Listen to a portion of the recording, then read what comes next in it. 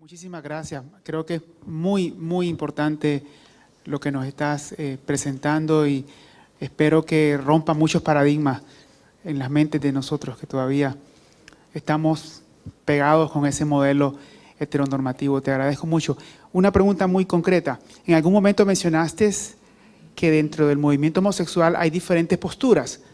Si podrías elaborar un poquito acerca de cuáles son las diferentes posturas al respecto a tu planteamiento. Sí, hay diferentes posturas respecto a la demanda, a la exigencia tanto del acuerdo de vida en pareja, que es un proyecto que se está discutiendo hoy día en las cámaras del Congreso, y respecto a efectivamente si la demanda de matrimonio igualitario. La demanda de matrimonio igualitario hoy día podríamos pensar que está en un escenario mucho más utópico, porque ni siquiera hoy día está aprobada en términos, digamos, concreta, todavía no se hace efectivo el tema del acuerdo de vida en pareja, que no solamente es una regulación para personas del mismo sexo, sino que también es una regulación para quienes no están regulados en términos de su convivencia, que no solamente serían esas personas. Las diferencias que hay en el movimiento homosexual tienen que ver con posturas respecto a hegemonizar las demandas, es decir, que es como la pregunta que hacía Judith Butler. Judith Butler decía que de alguna manera se preguntaba respecto a la legitimidad de la demanda, y decía que efectivamente era una demanda que era legítima, pero que esa demanda legítima no podía hegemonizar ni pensar que iba a ser la panacea respecto a resolver todos los problemas que tienen las minorías sexuales. Y en este caso, yo el año pasado hice un texto para Página 12 donde me preguntaban la situación de la diversidad sexual en Chile y los temas de discriminación, y mientras yo estaba elaborando ese artículo, ocurre el asesinato y la agresión que sufre Zamudio, a cuadras, por ejemplo, del barrio gay en Santiago, ¿no? Uno cruza el José Miguel de la Barra y al otro lado se encuentra con la calle Portugal, donde está el parque donde fue agredido Zamudio. Entonces, lo que me pasa a mí con eso es que puedo estar o no de acuerdo con las demandas respecto a acuerdos de vida en pareja o matrimonio igualitario que me parecen que pueden levantarse en términos de políticas para incorporar o intentar normalizar o intentar conseguir los mismos derechos que supuestamente deberíamos tener todos. Pero hay un tema que a mí me preocupa, que es respecto a cómo pensamos eso respecto al ordenamiento hegemónico, cultural y político. Y en ese sentido, muchas veces, y estoy pensando, por ejemplo, en los casos de feminicidio en Chile, y respecto a las leyes que se han hecho respecto a la situación de violencia contra las mujeres, que por una parte se articulan las políticas públicas respecto a esa violencia contra las mujeres, pero hoy día igual estamos en un sistema cultural que de alguna manera está dando legitimidad en la práctica, en lo concreto, respecto a esa violencia. Entonces, en el movimiento homosexual hay diferencias respecto a darle mayor prioridad o no a esa demanda, y hay movimientos como los movimientos de disidencia sexual que cuestionan de plano el deseo de establecer de alguna manera que el Estado le dé legitimidad a sociabilidades o a parentescos no heterosexuales que siempre han existido, digamos, que siempre han existido de alguna manera, con todos los problemas que significa, digamos. Con el caso de la familia de esta madre trans, veíamos efectivamente que ahí había una situación de mucho cariño, de mucha empatía en ese núcleo, digamos, afectivo, pero que los niños también, de alguna manera, se enfrentaban a la situación, digamos, de la heteronormatividad en su vida cotidiana. Entonces, yo digo que hay diferencias respecto a diferencias, o uno podría decir, como con el vocabulario de los años 70, hay diferencias tácticas y estratégicas, digamos, respecto a cómo uno podría pensar la demanda política del matrimonio igualitario o del acuerdo de vida en pareja, y qué significa en lo concreto armar modelos de convivencia que ya existen de alguna manera. Yo tengo muchas amigas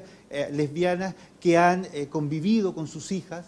y que tienen opiniones muy distintas respecto a la demanda. Algunas están de acuerdo con la demanda y otras no están de acuerdo. Entonces me parece que es un tema interesante, porque es pensar cómo queremos de alguna manera que esa sociabilidad sea regulada o no regulada y qué significa eso.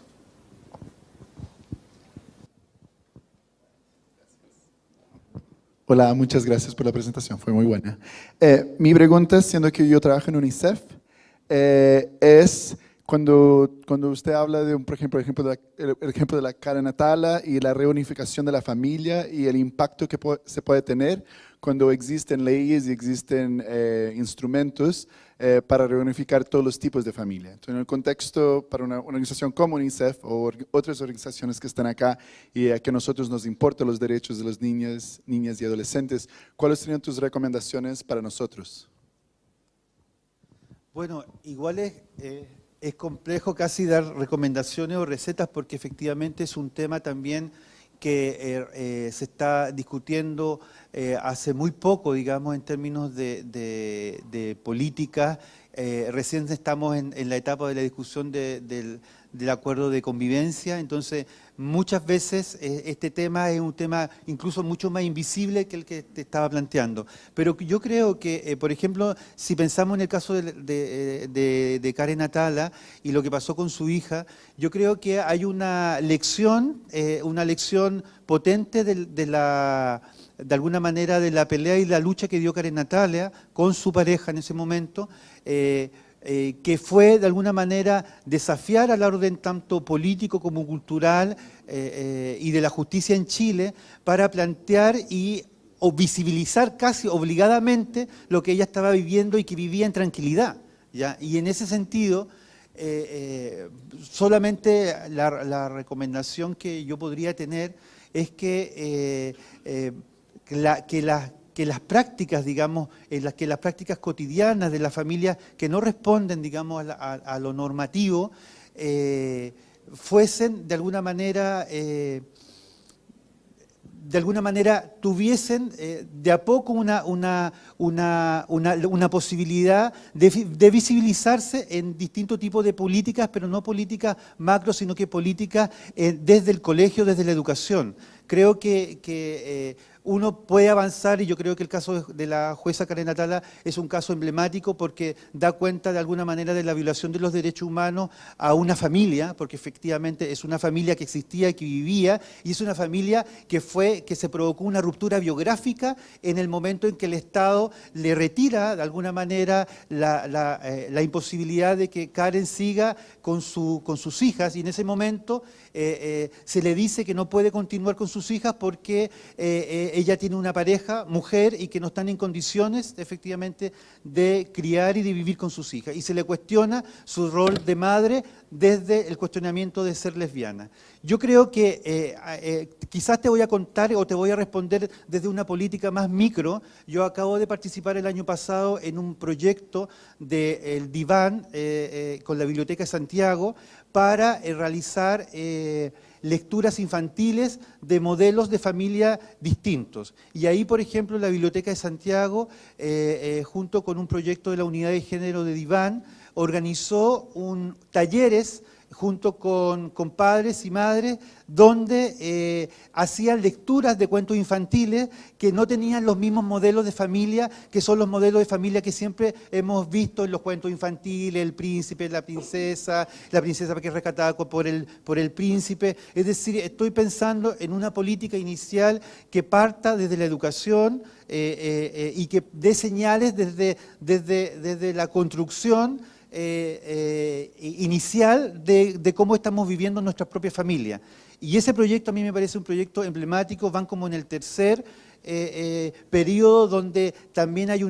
un acompañamiento de personas que están capacitando en la lectura de esos cuentos, y muchas veces, a veces los padres, incluso en ese mismo proceso, cuestionaban que por qué su hija estaba leyendo un cuento donde las madres eran dos o los padres eran dos personas, digamos, del mismo sexo. Esa experiencia a mí me parece, a pesar de que es una experiencia micro, me parece una experiencia súper potente e interesante porque de alguna manera está en lo concreto replicando otras formas de entender las convivencias y la familia. No te podría responder desde una perspectiva mucho más macro porque creo que el tema está en proceso, está en discusión, pero sí el caso de Karen Atala es un caso para nosotros emblemático, que marca un momento y marca una obligación de parte, digamos, del Estado al reconocimiento de otras formas de ser familia, y recordando también que no solamente respecto al régimen de lo sexual, sino que Chile y América Latina somos países donde las familias, donde las madres, donde las sociabilidades no corresponden, entre comillas, al modelo utópico que siempre tenemos en la palestra. Entonces, en ese sentido, los hijos son criados por las madres, por las tías, por la abuela. A mí me criaron solamente mujeres, me criaron mi abuela y mis tías. Y eso fue una familia para mí. Y en ese sentido, creo que más allá de las identidades sexuales, creo que tenemos que avanzar a hacer una revelación de las radiografías familiares o de las construcciones distintas de afecto que tenemos en América Latina y que en Chile siempre las hemos tenido. Eso. Mira, en realidad quería saber tu opinión. Lo que pasa es que la otra vez, bueno, yo soy matrona. En la bolsa trabajó matrona y antes en un congreso que hubo de sexualidad el año pasado, contaba un caso de una colega que tuvo que vivir todo su proceso de formación como hombre, se tituló con honores y resulta que hasta un tiempo atrás, unos meses atrás, no encontraba trabajo porque ella era trans. Entonces decidió buscar trabajo y se supone que nosotros como matronas promovemos los derechos sexuales y reproductivos. Entonces eso es lo contradictorio que hay entre la formación académica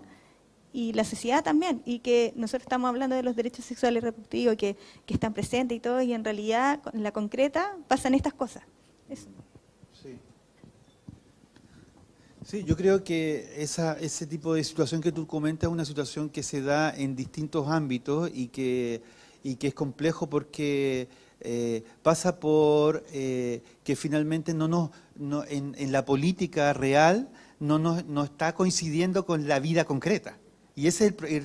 yo creo que es el gran problema de la política pública, que por una parte tenemos intenciones de realizar algo efectivamente para avanzar en cambios sustanciales en la población y por otra parte esas políticas quedan cojas frente a la realidad, porque la realidad finalmente va por otro espacio y la realidad finalmente tiene cambios mucho más acelerados, hay muchas